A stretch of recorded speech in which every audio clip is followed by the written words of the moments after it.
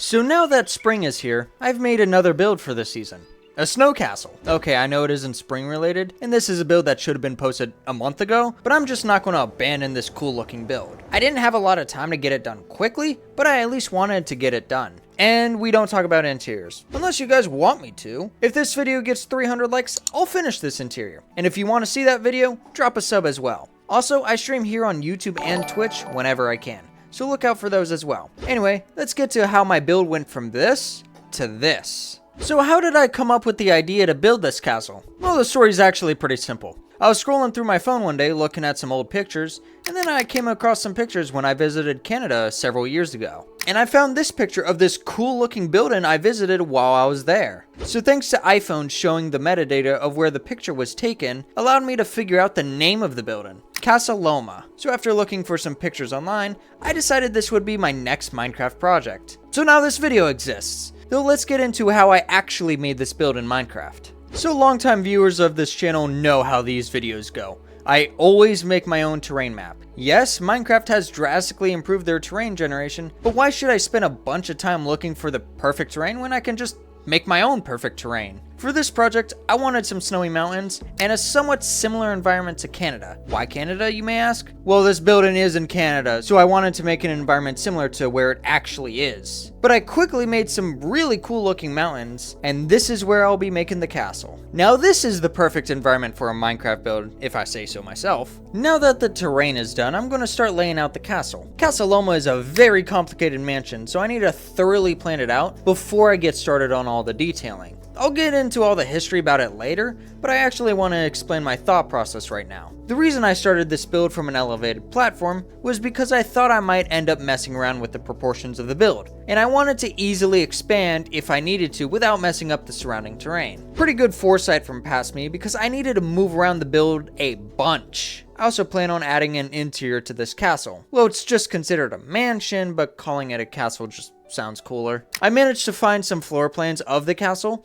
so I started laying out the rooms to the first floor. It took some playing around with, but I eventually settled on some proportions that seemed to look right. Then I figured out how tall I wanted each floor. So I settled on what seemed to be a decent height at the time, but I ended up changing it later. Now it was on to the second floor. A lot of the same from the first floor, just laying out rooms and stuff. However, the second floor was genuinely frustrating to make. My internet having a stroke at the time didn't help matters either. Eventually, I was able to lay out most of the rooms, but I felt like some of these rooms were too small. Even had to completely remove a room from the floor plans because it literally didn't fit. Unless it was some sort of balcony. I don't know, I hadn't looked at interior pictures yet. But I slapped on a ceiling and started to work on the rest of the castle. I'm sure you've noticed that Casa Loma has a bit more than 2 floors. I didn't find any floor plans for a 3rd floor, so I didn't lay any rooms out. I started on the left side of the castle. This front section is only 2 stories tall, so I left the top flat since I'll have a roof on it. But I did add these little extensions on the walls. These are for the battlements that the castle has. I know in real life that these battlements don't extend off the walls on Casa Loma, but I thought it would look a bit better in Minecraft if it did.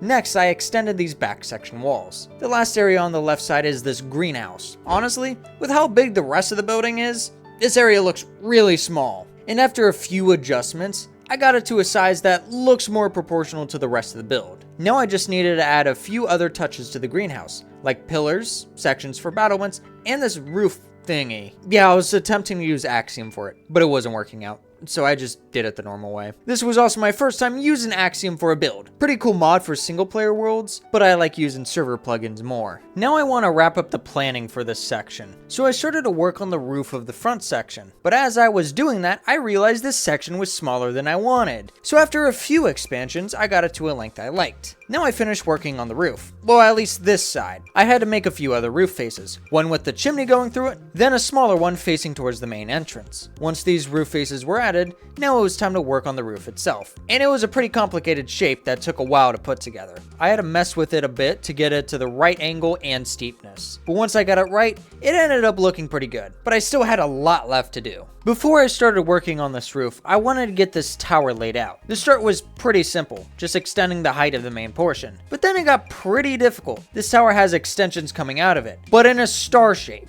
It wouldn't have been an issue to replicate it in Minecraft if it was just 4 extensions. But no, the original architect of the build had to get all fancy and stuff. Anyway, after an hour of struggling, I got the extensions laid out in a way that didn't look awful. Then I extended them down a bit and started working on the first section of the tower roof. And those star extensions didn't make it easy. Just a lot of making sure the roof even lined up correctly. Once that was finished, I got to the easy part of the tower roof. Something I've done well over 100 times at this point. Now that the tower is done, time to work on this roof. I started to lay out the roof faces on this part of the roof. Though while I was doing that, I noticed how some of the sections of the walls are lighter than others on Casa Loma. So I changed some of the wool colors around the castle to make it easier to color later. But anyway, back to the roof. The first section of the roof was pretty easy. It was just two roof faces connecting to each other. But the main section of the roof is where things get weird. I spent a good amount of time trying to adjust the main roof face in order for it to line up correctly. And once I started laying the main roof down, it got to a weird point. Right here where the two lower roof faces connect to each other is where this top roof is just supposed to cut off. And as you can see, it looks bad in Minecraft. So I had to get creative with it. Okay, chat, let me cook this. I'd say it turned out even better than I thought it would. Someone cooked here. Now I want to work on this front section. The first thing I will start is with this front tower. I can use it as a measuring stick for the proportions for the right side of the castle. It's a very simple shape, but I just need to make sure I get the proportions of the tower right. So once I got the height to a point I liked, I added a section for battlements at the top of the tower. Then I outlined the section of the castle that will have a third floor, and then extended it up. But then I didn't work on this project for a week. February was a very busy month for me, so I didn't end up playing that much Minecraft. But those breaks in between build sessions allowed me to come back to this build with a fresh perspective. So after returning to this build, the first thing I did was improve the proportions of certain sections of the build. They felt way too thin compared to the rest of the build, so widening them felt like a good move. I added some battlements to the front section, and then started working on the tower. Fortunately, the tower itself was a pretty simple shape. I added some chimneys and moved on to one of the front roofs. It was a pretty simple roof to make, with a few tower roofs on one side of it. But the first iteration of this roof was a bit funky. Don't worry, I fixed this later. I'll plan out the peak of the rest of the roof. Add one tall tower, and then a smaller tower to the left of it. Once those towers are done, I laid out more battlement sections. Added one more roof face, and then laid out that roof. That left me with one more roof to lay out. Man, I've been saying roof a lot. I need a roof counter. Okay, so when I got the roof at an angle that looked good, I stacked the design to fill out the rest of the roof. Now the outline for the castle is done, for the most part. But the planning wasn't quite done. This castle is just floating in the air, so I need to create some sort of foundation for this castle to sit on. So I modified the platform it's on to be a foundation. Once I had the outline for it finished, I cleared some trees that were below it, and then moved the castle down to the ground. I extended what foundation was still left floating down. Then I planned for some detail work to the foundation. I outlined some small turrets on the wall and added a staircase on the back. And the planning is done.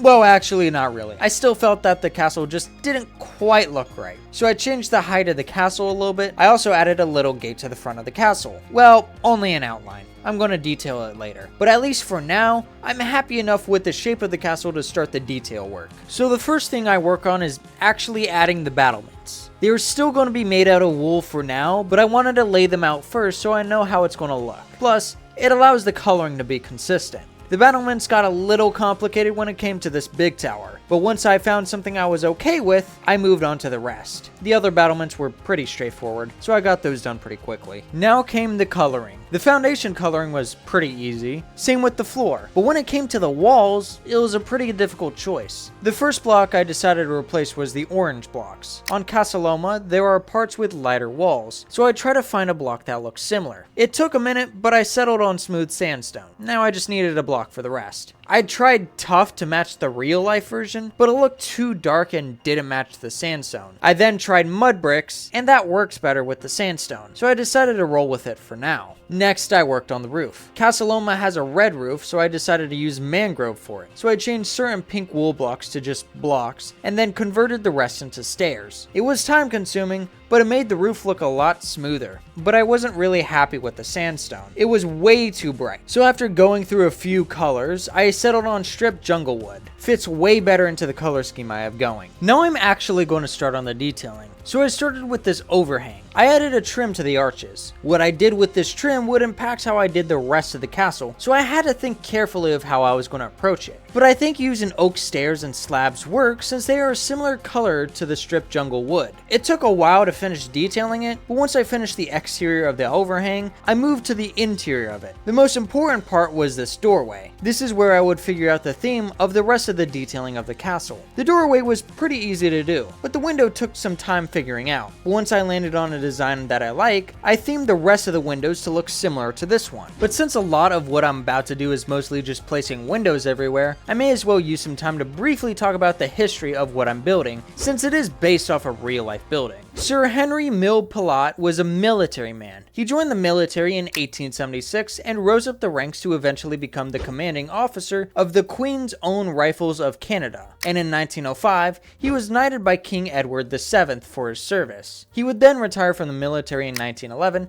as a major general, but he would start to gain his wealth before his retirement from the military. In the early 1900s, he would make investments into the railway and hydroelectric industries. He would also make a significant investment into the Cobalt Lake Mining Company during a time where cobalt mining was at its peak in 1903. Because of all of his investments paying off, he decided to buy some property on a hill that overlooked Toronto in 1903. In order to use this land, Pillatt hired an architect by the name of E.J. Lennox, who built many of the structures in Toronto, including the famous Old City Hall. Since Pillatt had an interest in European medieval castles, Lennox incorporated some of the sketches that Pillatt had made for a potential home. So in 1911, construction on this mansion began. After 3 years, 3.5 million Canadian dollars, which would be the equivalent of 117 million today, was spent and over 300 people worked on it. And now Pillatt had the castle of his dreams, which had 98 rooms, but many of these rooms ended up not being finished. But Pillatt lived in this mansion until 1923, when by then his wealth had dried up and he was forced to leave because of tax fraud. It was empty for a while until in 1937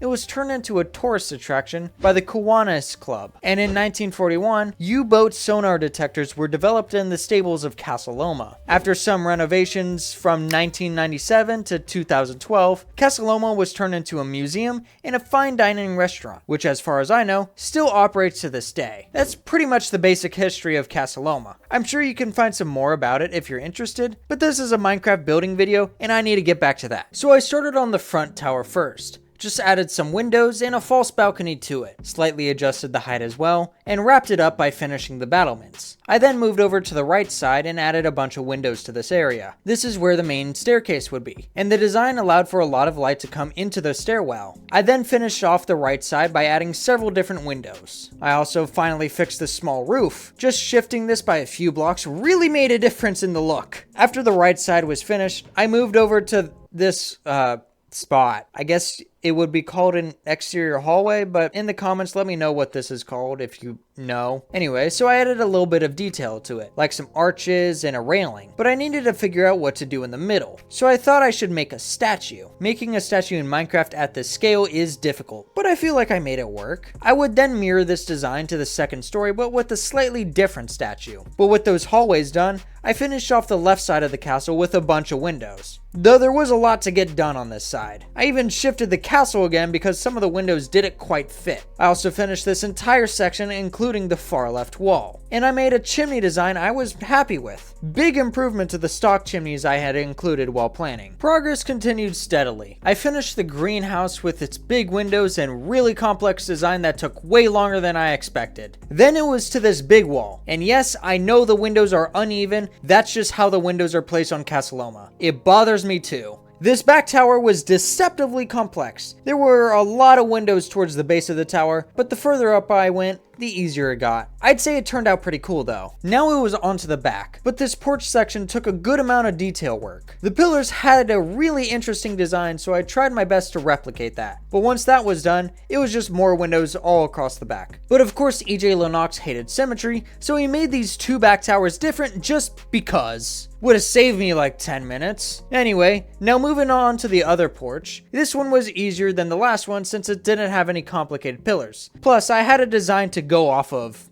i.e. the last porch I made. Once I had finished adding windows to the walls of this section, I worked on the 2 towers. I started on the larger one first. The windows on this tower were easy, but it had a complicated design at the top of the tower. I tried my best to make it work in Minecraft, but I'd say it turned out pretty decent. Then I worked on the other tower, which was a bit easier, though I did have a tough time figuring out what window design I wanted to do, but I got it done. Now that just leaves one side left to do. Adding the windows was easy enough, but when it came to the battlements of the big tower, it was a bit tougher to figure out the design. The design itself was easy enough, but making it work with the build I had was the difficult part, though I figured out something in the end. Then I moved over to the last porch. The arch design was not easy to do, but making it 2 blocks wide instead of 1 made the intended effect work. Then it was just placing a door, some windows, and some furniture. Now I just had to place a few more windows on this wall. Once that was done, now I got to get rid of the last bit of wool I had on the exterior. The real life design of these sculptures is way too complex to make work in Minecraft, so I just made something and called it a day. But yeah, that wraps up the main detailing for the castle. Now it was time for the final touches. I can't really call this a snowy castle without adding some snow, so I added some snow on top of the roof. I did it in a way to make it look like some of the snow slid down the roof. It also allows the red roof to still show and distinguish itself from the snowy background. I also needed to add some snow to the flat parts so it doesn't look inconsistent. To add another snowy touch, I added some icicles from the overhanging parts. I initially wanted to use ice blocks, but it stood out way too much, so I just settled on glass panes, which made it look a lot cleaner. For the last touch to the castle itself, by the request of Stream Chat, I added some Canadian flags. This is a Canadian castle in a Canadian looking environment, so why not? Now I wanted to move to the foundation. After extending the height of the battlements, I started working on the gate. It took a while to settle on a design, but I feel like the final product is solid. And then after adding a trim to the foundation, that was wrapped up. Now to make the area around the castle less empty, I added a fountain to the stairs, some gardens at the back, a big fountain in front of the castle, and some more gardens at the front of the castle. You may ask why I'm adding flowers to a winter castle. Number 1, because some flowers can bloom during winter, and number 2, because they look pretty in Minecraft, and don't think so hard about a block game. Once I finished the gardens, I added some snow patches along the stone path. And now that wraps up the exterior of the castle. I like how this ended up. Let me know if you guys think the same in the comments. If you guys want to see me finish the interior of this build, like this video and share it so it can hit that 300 like goal. But anyways, I'll see you guys in the next video.